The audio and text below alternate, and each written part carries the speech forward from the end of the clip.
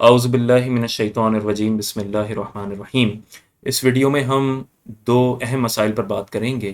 पहला मसला कि शेयर्स पर ज़कात कैसे अदा की जाए, और दूसरा मसला प्रोविडेंट फ़ंड पर ज़कात कब अदा की जाए और कितनी अदा की जाए। पहले शेयर्स की बात कर लेते हैं। देखिए, जब इंसान किसी कंपनी के शेयर्स खरीदता है तो उसकी दो सूरतें होती हैं। या तो वो शेयर्स को खरीद कर रखना चाहता है और उसका डिविडेंड कमाने की नीयत होती है, या फिर वो शेयर्स को सिर्फ तिजारत की गर्ज से, यानी जैसे ही कीमत बढ़ेगी बेच देगा, यानी ये सेलिंग परचेजिंग के लिए खरीदता है, जो कि अक्सर ऐसा ही होता है। तो अगर डिविडेंड की सूरत है, यानी वो शेयर्स को अपने पास रखना चाहता है और उसका डिविडेंड हासिल करने की नीयत है, उस सूरत में फुकाहा ने बयान किया कि ये देखा जाएगा कि कंपनी की जो कुल मालियत है, और कुल मालियत में उसके सारे fixed assets, current assets, receivables, और उसके पास सारा उसका मटेरियल, रॉ मटेरियल, यानी जो जो उसके असासे हैं, असासे माइनस लाइबिलिटीज, जो उसकी एक वर्थ है, उसमें फिक्स्ड एसेट्स यानी जो जामिद असासे जात हैं उनका कितना तनासुब है। तो मसलन उसकी जो टोटल वैल्यू है, अगर फिक्स्ड एसेट्स उसका 30% है,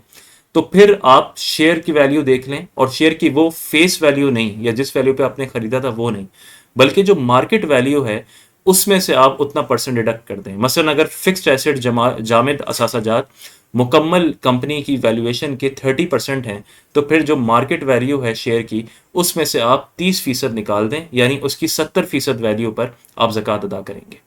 और अगर दूसरी सूरत है कि आपने उसे सिर्फ बेचने की नीयत से ही खरीदा है, डिविडेंड की नीयत नहीं है, तो फिर ये खालिसतन माली तिजारत है, और फिर आपकी जो मार्केट वैल्यू बनती है उस पर आप ज़कात अदा करेंगे। कीमत खरीद नहीं, ना शेयर की फेस वैल्यू, बल्कि जो मार्केट वैल्यू है, यानी जिस दिन आप ज़कात का हिसाब लगाते हैं, जिस दिन आपका साल मुकम्मल होता है, उस दिन जो मार्केट में वैल्यू है आप उस पर ज़कात अदा करेंगे। तो जो पहला वाला मसला है, ज़ाहिर है उसकी कैलकुलेशन मुश्किल है, तो फिर उसमें भी आसानी ये है कि आप मार्केट वैल्यू पर ही ज़कात दे दें, क्योंकि उस सूरत में आप मार्केट वैल्यू से कुछ कम पर ही ज़कात दे रहे होंगे जब जामिद असासाजात की आप तनासुब निकालेंगे। तो अगर ये सब करने में दिक्कत हो, तो फिर सेफ साइड पर रहते हुए आप शेयर्स की मार्केट वैल्यू पर ज़कात अदा करते हैं।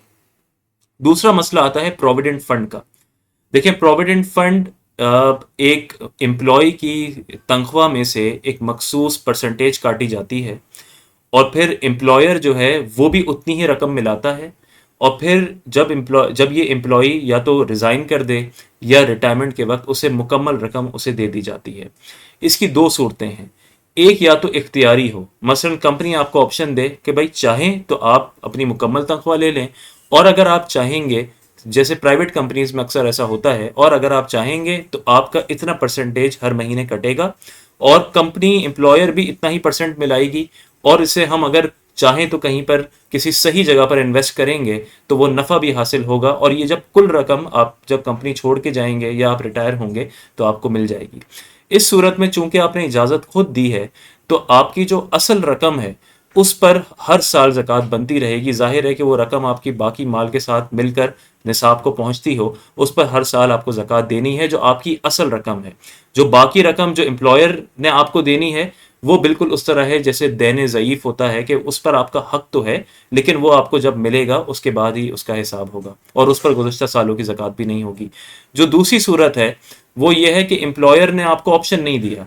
बल्कि ये जबरन है, यानी ये कंपनी पॉलिसी है कि जो हर एम्प्लॉय के ऊपर लागू होती है कि आपकी इतनी तनख्वाह है और इस तनख्वाह का इतना फीसद कंपनी लाजमी काटेगी, आप चाहे ना भी चाहें तब भी ये कंपनी की पॉलिसी है। इस सूरत में आपकी जो रकम कट रही है वो हकीकतन आपकी मिल्कियत में दाखिल नहीं है, बल्कि वो कंपनी की ही है, और ये बिल्कुल उसी देने ज़यीफ़ बिल्कुल उस तरह है कि जैसे आप पूरा महीना काम कर चुके हैं और अभी आपको तनख्वाह नहीं मिली, तो उस तनख्वाह पर आप ज़कात नहीं देंगे, क्योंकि तनख्वाह अभी आपके कब्ज़े में नहीं आई। तो बिल्कुल उसी तरह जो रकम आपकी कंपनी ने काटी है वो आपका इस्तेहकाक तो है, वो आपका हक है कि वो आपको मिले, लेकिन चूंकि अभी तक वो आपके कब्ज़े में नहीं आई, आपको मालिकाना तसर्रुफ उस पर हासिल नहीं हुआ, इस बिना पर आप उस पर ज़कात अदा नहीं करेंगे। तो ये दो सूरतें बनती हैं। पहली सूरत में जब ऑप्शनल हो, तो जो आपकी असल रकम है उस पर ज़कात हर साल बनती रहेगी और आप देते रहेंगे।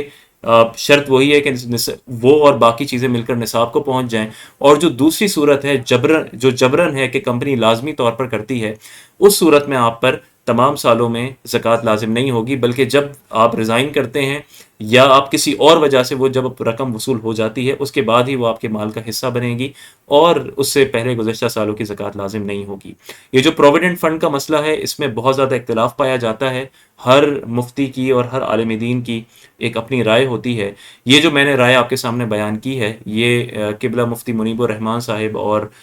مفتی وسیم صاحب ان کی حوالہ جات سے دیکھ کر بیان کی ہے۔ آپ اگر کسی اور مفتی کو فالو کرتے ہیں اور ان کو معتبر سمجھتے ہیں تو آپ بالکل ان کے فتوے پر عمل کر سکتے ہیں۔ السلام علیکم ورحمۃ اللہ وبرکاتہ۔